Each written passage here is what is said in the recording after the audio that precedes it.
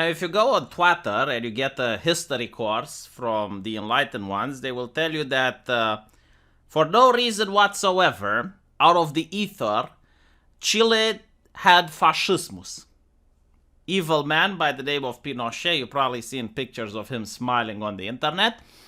And he was a brutal dictator with the support of the CIA. Usually they don't mention that because they don't want people to say that, oh, well, he was supported by the American. Oh, fascism, evil.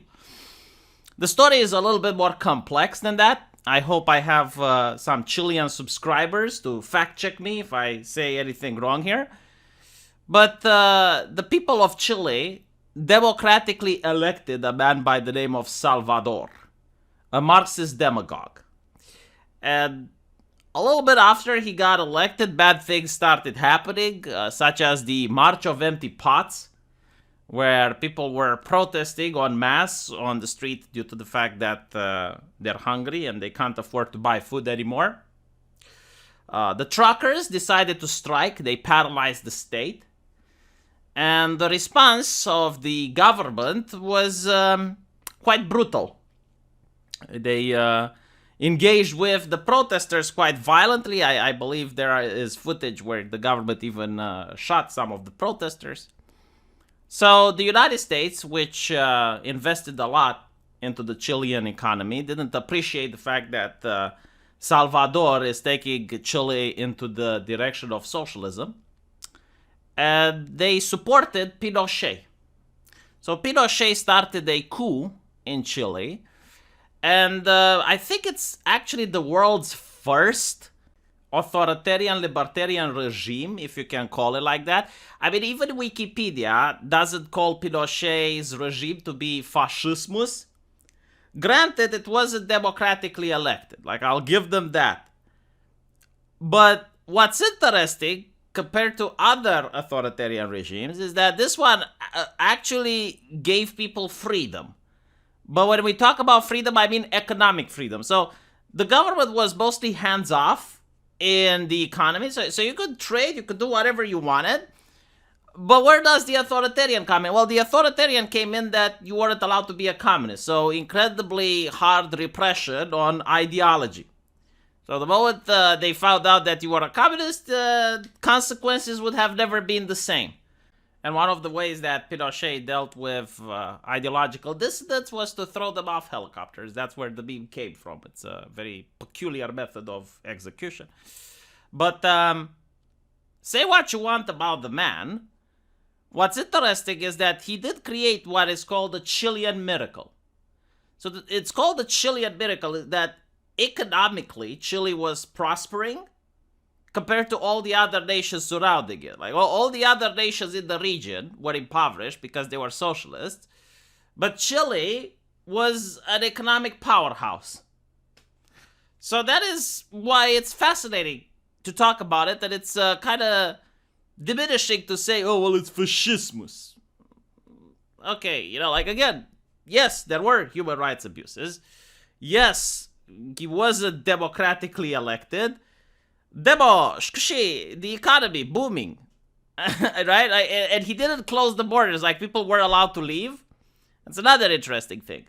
Because all the other socialist nations, they would close the borders. And it's something that a lot of Romanians, when talking about the glory days of socialism, they say, oh, it was a lot better than other capitalism. And I'm like, okay, but why were the borders closed?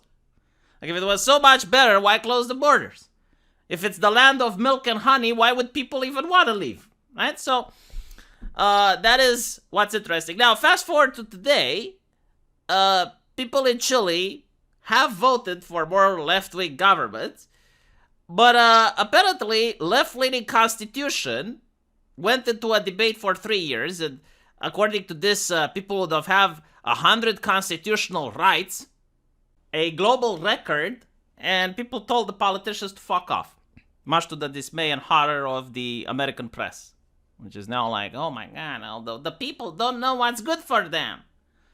But obviously those rights would have empowered the government, and what they were going to do was to take wealth from some people and redistribute. And also, when the government does that, when the government redistributes wealth, it does trickle-down economics, because The government, first, is very good at taking wealth away from people. Then it gives it to itself because it has an army of bureaucrats that need to be paid and fed. And then whatever is left, they redistribute. And hopefully the bureaucrats aren't corrupt because then like they take the wealth from some people, gives it to themselves, and what's remaining, it gives it to their friends and family. So people realize that that's bullshit and they voted no. And by the way, like this whole thing with what is a right, I think the best way to verify if something is a right or not is to do the island test. So what does the island test mean? Well, it means that if you find yourself marooned on an island, then you can see whether or not something is actually a human right. So for example, communists would say that housing is a human right. If the island doesn't provide you with a house, are your rights being violated? If yes, by whom? Who's violating you? Like you're alone on an island, you don't have a house, you don't have healthcare, you don't have free education. Are your rights being violated? And if yes, by whom? Who is responsible for your rights being violated? Now, if there's someone else on the island and they shank you, well, that means that your right to live is being violated. By who? By the other person. If someone is on your island with you and steals your belongings, are your rights violated? Yes, like your right to private property is being violated. By who? By the other person that's stealing, right? Do you see what I'm saying? Like, if you can't name who is violating your right, then it's not really a right. Like, you do not have the right to other people's labor. You do not have the right to other people's shit. And this is pretty much what this constitution was about. It wasn't actually communism, but it's like a step towards that goal, where you are entitled to the labor of other people. Like, other people have to do shit that you get for free. I am not surprised that the Chilean people voted against this, because all the other states around them had this shit and they were impoverished. Meanwhile, they were called the Chilean miracle. So yeah, I do think that the people of Chile aren't dumb, and I do think that they know what they voted for. I mean, just look at this. The proposed changes had looked to remake one of the most conservative countries in Latin America into one of the world's most left-leaning societies. With virtually all of the ballots counted, 62% of voters told the politicians to fuck off. The empathetic rejection was an abrupt ending to a long and sometimes painful process that had promised a political revolution for the South American nation of 19 millions, but instead leaves Chile deeply divided for its future. No, I definitely think that the Chileans are aware of what's going on. It's just, as usual, the academia, the intelligentsia, the ones that know better, tried to push this abysmal legislation on one of the most conservative countries in Latin America, and they were given the middle finger. Let me know what you guys think. As usual, I will see you in the comments section. Take care.